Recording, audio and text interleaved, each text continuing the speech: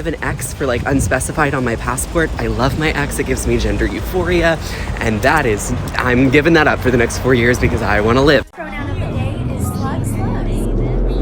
Today, this non-binary TikToker is descending into hysterical madness over Trump's win. Take a listen. Fellow non-binary friends, this is going to be a tough 60 seconds, but very necessary. Oh boy. I mean, oh they. If you have an X as your gender marker on any of your important documents, or if you have different gender markers on different documents, consider getting that changed. I'm sorry, but your documents should list your biological sex, because that is an important fact for people from doctors to, yes, the government for things like prison segregation to know. If they want to add some sort of other box for gender identity where you can say that you feel like you're non-binary or something, I guess knock yourself out, but your sex shouldn't say X or some third option or be changeable. It should be your sex observed at birth. I have an X for like unspecified on my passport. I love my X. It gives me gender euphoria.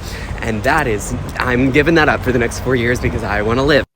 What? Do you think Trump is gonna kill non-binary people? Did I just miss the part of 2016 to 2020 where anything like that happened? The Delulu is off the charts with this one. While we don't exactly know what the next president is going to do, he has said that he wants to establish law that there are only male and female as recognized genders. I hate it too. Okay, so Trump only wants to recognize male and female genders. We can have a conversation about that. We can debate the merits of it. But where did you get anything about killing non-binary people? Just viewing them as their birth sex, not their gender identity, isn't murder.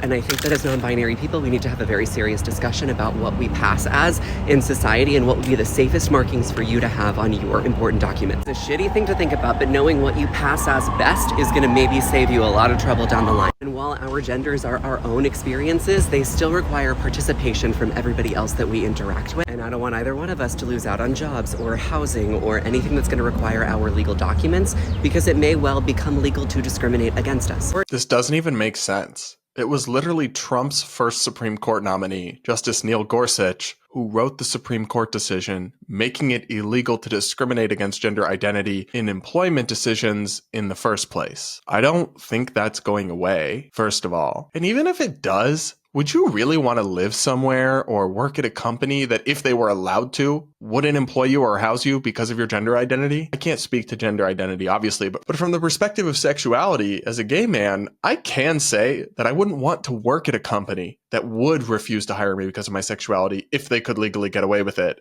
And I wouldn't want to live in an apartment complex that, if they were allowed to, wouldn't have my kind in their building, which I think would be a vanishingly small percentage of society these days anyway.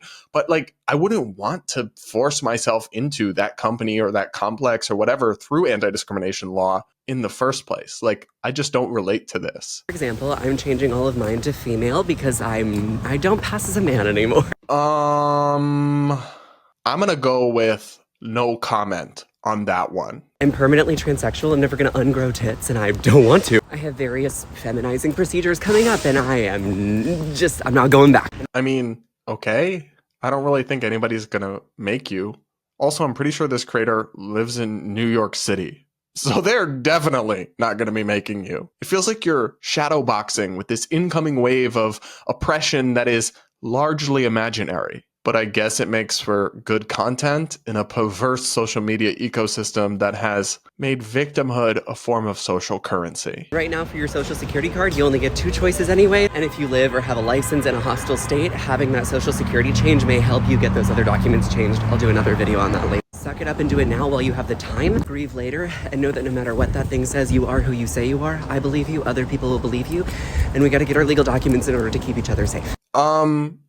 Grieve what? Nobody died. Calm down. And is their perspective really that you are whatever you say you are? Because there does have to be a limit at some point. If I say I'm a Chihuahua, I'm not, in fact, a Chihuahua. And again with this safety thing, New York City non-binaries are not going to be in danger anytime soon. Even red state non-binaries are not going to be in physical danger, even if they might not be able to get an X on their paperwork. I don't appreciate people spreading this level of fear-mongering and alarmism and hyperbole, because it's really putting people in dark places and making them experience levels of fear and anxiety that are just not warranted by the actual facts of of the reality we live in. That is not social justice activism. That is actively harming your own community and making people suffer unnecessarily. Other than that, though, I guess you're doing amazing. What did you guys think of this video and this interesting character? Please do let me know in the comments below, and do hit that like button to reward my suffering, because gosh, these videos are slowly destroying my brain cells.